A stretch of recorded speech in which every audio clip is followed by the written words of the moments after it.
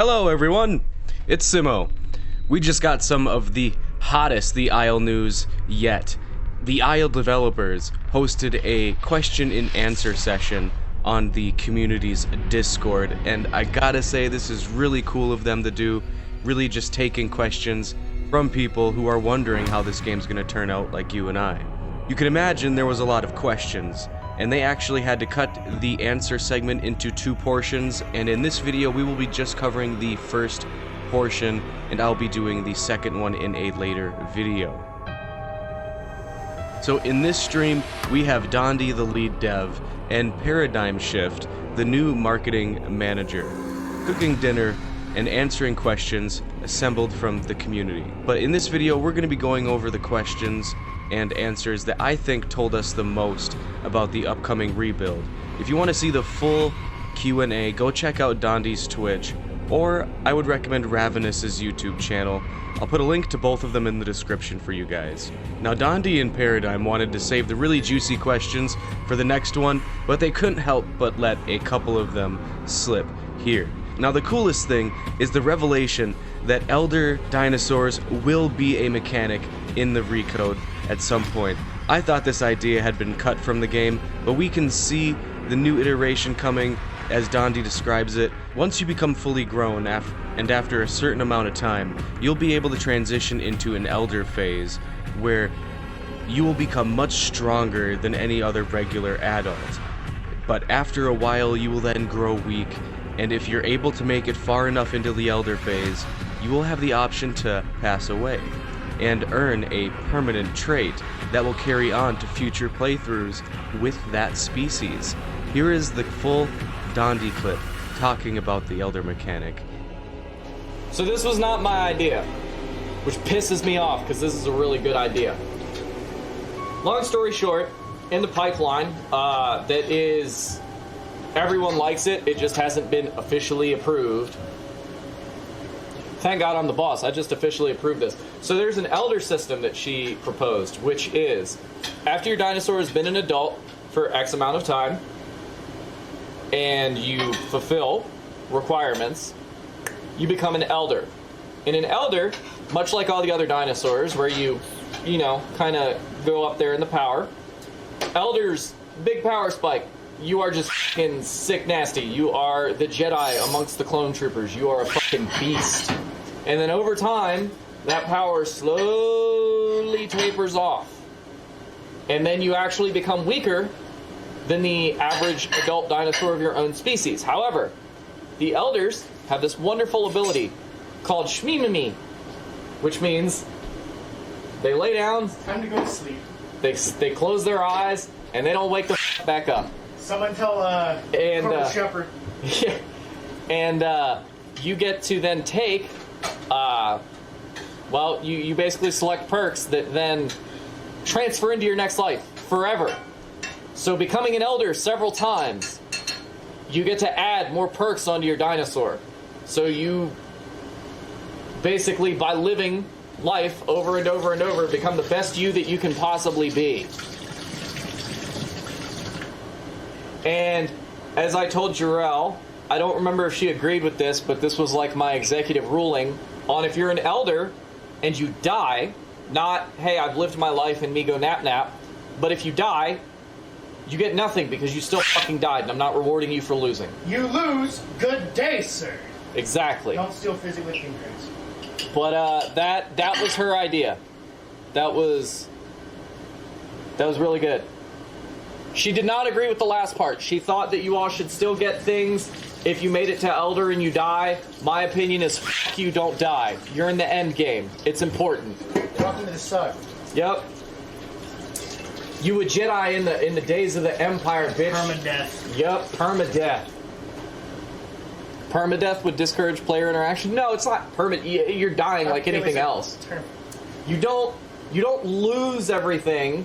It's not like, hey, so if I did the elder thing twice and I had my dinosaur with its perks and I went elder again and I died, it doesn't mean, oh shit, I've lost everything now. It just means that you didn't get the perks for that life cycle. Don't die. I have to say, this is one of the most exciting things we have heard so far, guys. I had no idea we'd be getting something like this. Every life you live has just become infinitely more valuable.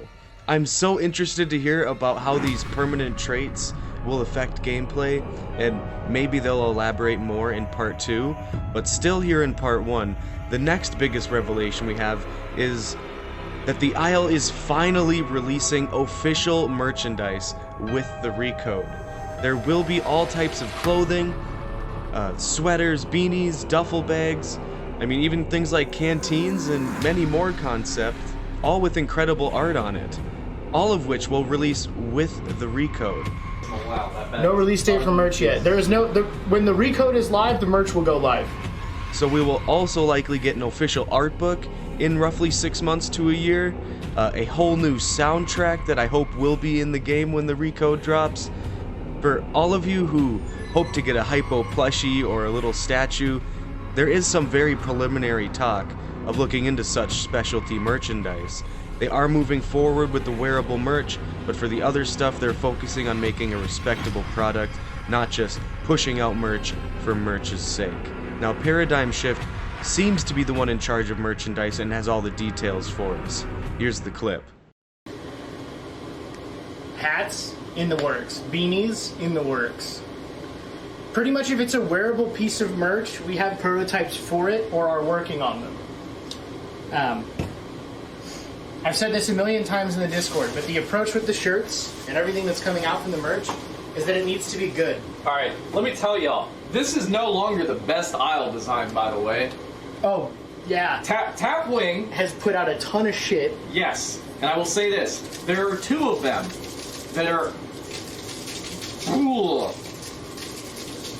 Yeah, we got some really cool art that I can't wait to see out as official merch, guys. Look at all of these fantastic images of different dinosaurs as the Isle logo, which we all see in the T-Rex, but now we have one for the Utah Raptor, which looks fantastic with that claw as the centerpiece. We have the Deinosuchus skull, which first I thought was a Spino, but it looks super mean. We also get a look at the Pteranodon skull logo, and it's got its long, sharp beak.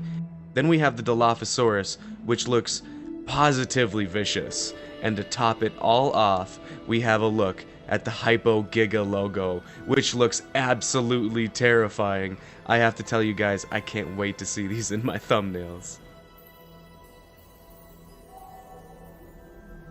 Now, for the remainder of this video, I'm going to quickly cover some of the other good information we were able to gather together. We got to hear about AI herds or packs. Yeah, it turns out that the world of the Isle is going to be quote-unquote packed with other complex AI that can herd or pack together.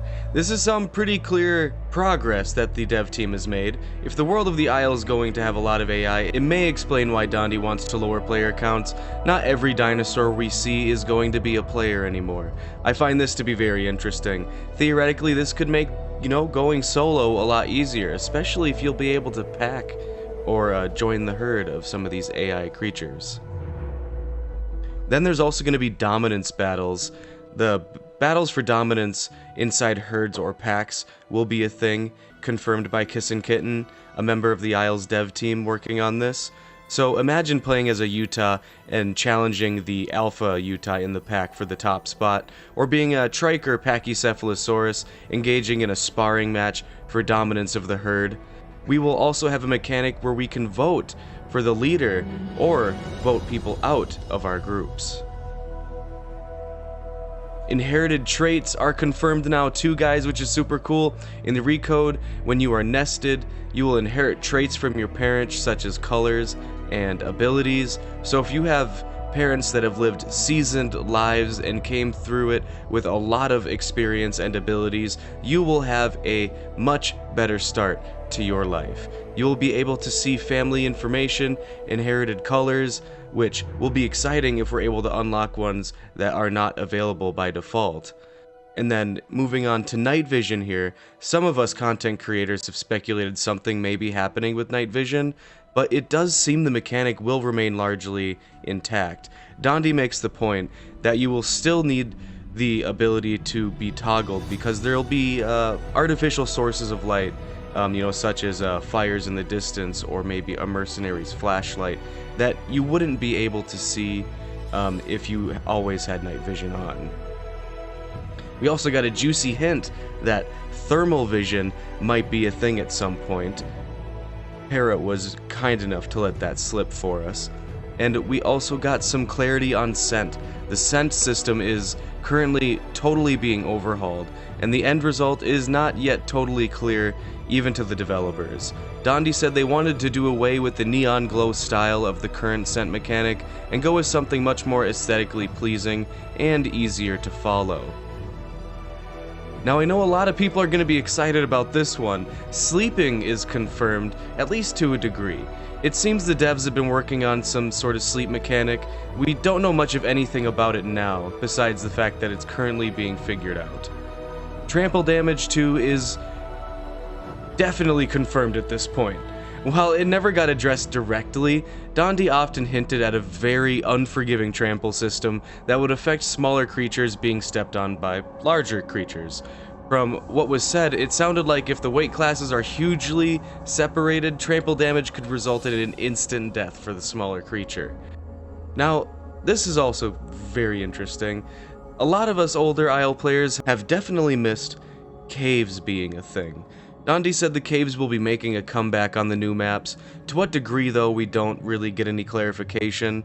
I would venture a guess that they will be fairly rare, similar to how they were in the old Region 2 map days. There were only a few caves around the map, and they usually acted as a shortcut through the mountains.